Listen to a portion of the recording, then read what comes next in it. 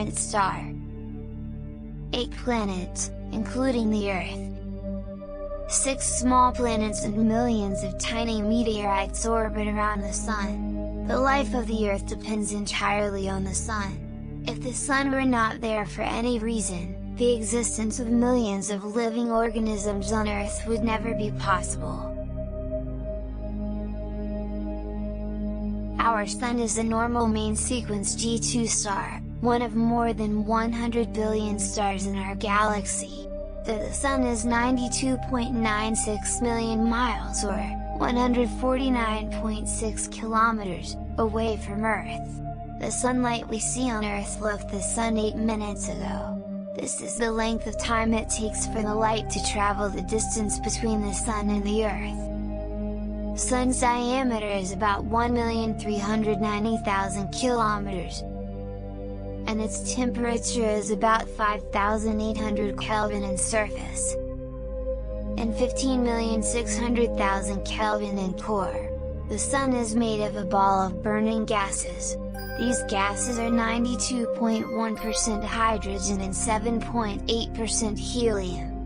The Sun is by far the largest object in the solar system. It contains the 99.8% of the total mass of the solar system, and it's about 4.5 billion years old.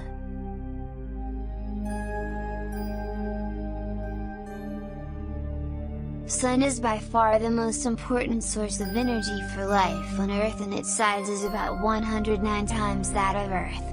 The Sun currently fuses about 600 million tons of hydrogen into helium every second, converting 4 million tons of matter into energy every second as a result.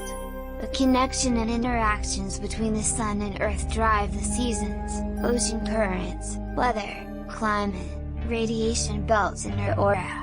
Though it is special to us, there are billions of stars like our Sun scattered across the Milky Way galaxy. How will our Sun end? What do you think? Let's talk about end of our Sun. The Sun is about 4.5 billion years old. It has used up about half of its nuclear fuel, hydrogen. In about 5 billion years from now, the Sun will begin to die. As the Sun grows old, it will expand. As the core runs out of hydrogen and then helium, the core will contract and the outer layers will expand, cool, and become less bright. It will become a red giant star. After this phase, the outer layers of the Sun will continue to expand. As this happens, the core will contract, the helium atoms in the core will fuse together, forming carbon atoms and releasing energy. The core will then be stable since the carbon atoms are not further compressible. Then the outer layers of the Sun drift off into space, forming a planetary nebula. A planetary nebula has nothing to do with planets, exposing the core. Most of its mass will go to the nebula. The remaining Sun will cool and shrink. It will eventually be only a few thousand miles in diameter. The star is now a white dwarf, a stable star with no nuclear fuel. It radiates its leftover heat for billions of years. When its heat is all dispersed, it will be a cold, dark black dwarf, essentially a dead star, perhaps replete with diamonds, highly compressed carbon,